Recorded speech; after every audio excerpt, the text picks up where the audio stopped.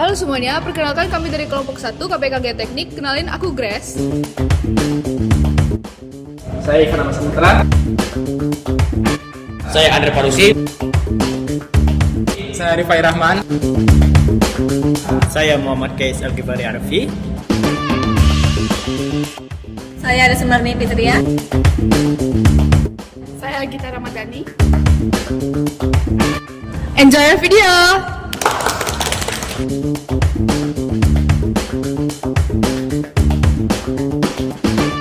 Selamat sore Bang, maaf kalau kami ganggu waktunya. Berhubung kami ada tugas wawancara, kami ingin langsung dari Lab Mekanika Tanah ini. Soal 7 pertanyaan yang akan kami tanya. Abang boleh kenalin diri dulu Bang? Nama Abang Zul Kifli Zul. Nama Abang Muhammad Hafiz Anwar. Nama Abang Jonathan Ginting. Pertanyaan pertama, siapa saja dosen yang mengampu matkul Mekanika Tanah ini?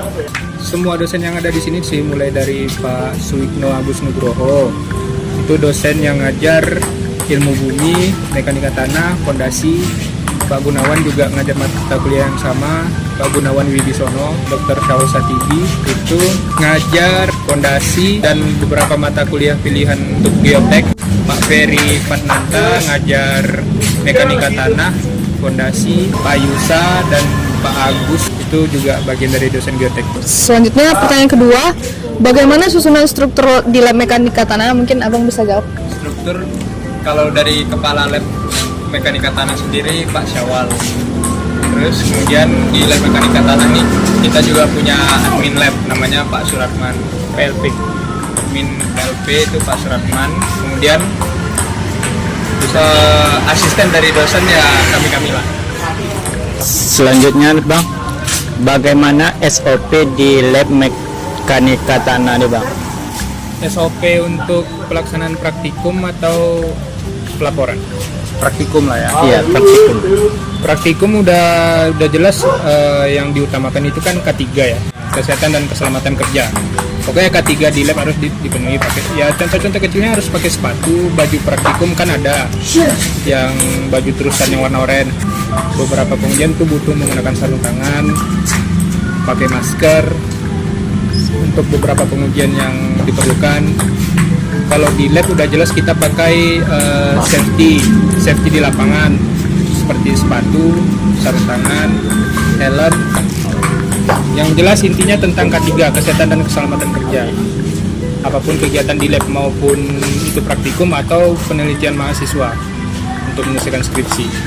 Selanjutnya nih Bang, apakah nilai dari matkul Mektan ini berpengaruh terhadap geotek yang kita ambil nantinya Bang? Nilainya atau materinya?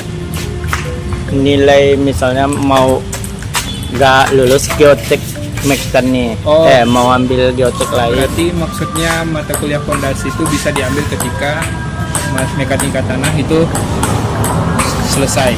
Ya, berpengaruh.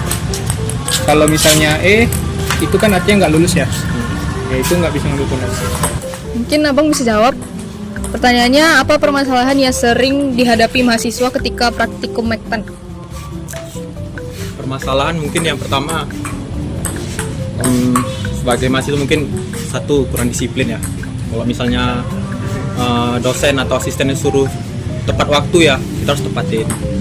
Lalu kalau asistennya suruh belajar, kita harus belajar gitu. Jadi nanti disiplin K3 juga. Jadi kalau asistennya suruh pakai sarung tangan, kita ikuti instruksinya. Atau nanti dosen atau asistennya suruh hati-hati kalau megang suatu alat, nanti kita ikutin. Jadi jangan sembarangan. Kalau tunggu instruksi dari asisten atau dari dosen. Kemudian pertanyaan selanjutnya, bagaimana tips and trick terkait pengerjaan tugas yang berhubungan dengan Mektan? Mungkin Abang bisa jawab. Kan kalau tips dan trik dalam mengerjakan apa? Tugas yang berhubungan dengan Mektan. Tugas yang berhubungan dengan Mektan, ya itu tergantung individunya masing-masing lah.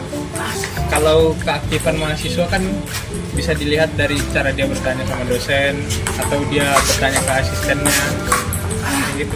Jadi kalau misalnya dia malas, ya pasti nggak akan bisa ngerjakan tugas ke tanah. Berarti intinya ini kayak lebih sering bertanya gitu ya bang? Ya, lebih kalau misalnya nggak paham ya ditanyakan, jangan didiamin aja karena nggak akan ada solusi kalau gitu. Pertanyaan terakhir, apa saja syarat menjadi asdos atau aslab di Mektan ini? Kita bisa jawab bang? Syarat menjadi asisten dosen As- dan aslab. Asdos atau aslab di Mektan? Apa ya?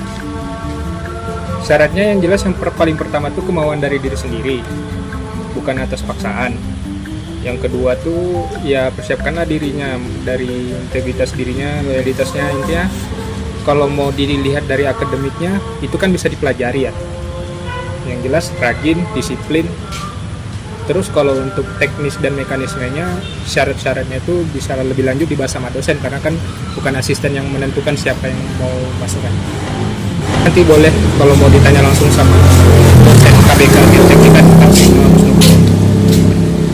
Itu tadi pertanyaan terakhir dari kami. Mungkin kalau misalnya kami ada kesalahan kata, mohon dimaafkan. Sekian dan terima kasih ya. Dalam pembelajaran kali ini, kami akan mengambil studi kasus berupa lahan gambut yang ada di daerah Pekanbaru, Riau. Menurut data dari pekanbaru.go.id, sebanyak 60% wilayah di Pekanbaru ini terdiri dari lahan gambut. Kemudian pengertian dari tanah gambut itu sendiri adalah lahan basah yang terbentuk dari timbunan bahan organik yang membusuk seperti daun-daunan, hewan, tumbuhan, maupun jasad mikroorganisme lainnya. Adapun ciri-ciri dari tanah gambut itu sendiri adalah yang pertama, memiliki warna kehitaman, yang kedua, minim unsur hara sehingga tidak cocok untuk lahan pertanian, yang ketiga, memiliki pH yang asam, yang keempat, bersifat lunak, dan yang terakhir adalah sering tergenang air. Tunggu kak. Sekarang saya berada di taman di gerbang utama Unri. Sebagai contoh, bisa kita lihat di area belakang saya.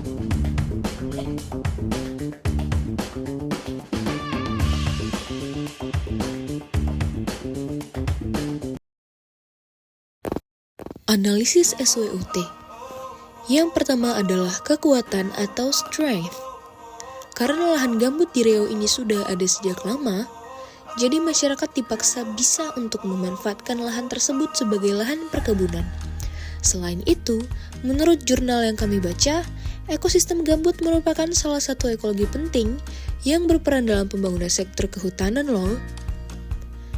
Yang kedua adalah kelemahan atau weakness. Setiap yang memiliki kelebihan pasti memiliki kelemahan. Weakness yang kami temukan pada pembahasan ini adalah masih minimnya pengetahuan masyarakat mengenai pengelolaan lahan gambut ini. Terlihat masih banyaknya lahan gambut yang tidak terpakai hingga saat ini, atau lahan kosong. Kemudian, dikarenakan tanahnya yang bersifat lunak dan menyerap air, lahan ini memiliki kedalaman hingga 1-8 meter. Selanjutnya, lahan gambut memiliki pH air yang rendah. Hal ini telah kami buktikan pada penelitian kami menggunakan kertas lakmus terhadap lahan gambut yang ada di Pekanbaru, terkhususnya di Universitas Riau. Dari 3 sampel yang kami uji, membuktikan bahwasannya lahan di Universitas Riau ini merupakan gambut karena mengubah kertas lakmus biru menjadi warna merah. Karena pH-nya yang asam dan warnanya yang kehitaman, sering terjadi krisis air bersih di beberapa daerah. Jadi, inilah kelemahan dari lahan gambut itu sendiri. Yang ketiga adalah kesempatan atau opportunity. Jadi, lahan gambut ini memiliki peluang yang dapat dikembangkan untuk menaikkan perekonomian masyarakat sekitar. Yang pertama adalah munculnya peraturan pemerintah nomor 71 tahun 2014. Peraturan pemerintah nomor 57 tahun 2016 tentang perlindungan dan pengelolaan ekosistem gambut. Dengan adanya peraturan ini, membuat perlindungan lahan gambut menjadi lebih terarah. Selanjutnya adalah program TORA. Jadi, program ini adalah salah satu program disiap yang dilakukan oleh pemerintah setempat dalam pengelolaan lahan gambut. Pemerintah memberikan lahan X hak guna usaha atau HGU kepada masyarakat untuk diolah. Pemerintah juga mengedukasi masyarakat tentang pengelolaan lahan tersebut karena tidak semua yang mendapatkan lahan adalah petani. Dengan program ini dapat meminimalisir adanya lahan gambut yang terbengkalai. Pemilihan komoditas yang tepat juga menjadi opportunity. Masyarakat Sungai Limau di Siak beralih fungsi dari menanam karet menjadi sawit karena melihat nilai ekonomi yang tinggi dari komoditas sawit tersebut. Selanjutnya, adanya kelembagaan BRGM atau Badan Restorasi Gambut dan Mangrove. BRGM menggunakan strategi 3R untuk merestorasi gambut, yaitu reweighing atau pembasahan kembali, revegetation, penanaman kembali, dan revitalization atau penghidupan kembali. Dan yang terakhir adalah potensi gambut sebagai sumber energi alternatif. Berdasarkan jurnal yang telah kami baca, lahan gambut banyak menyimpan cadangan karbon digunakan sebagai sumber energi alternatif.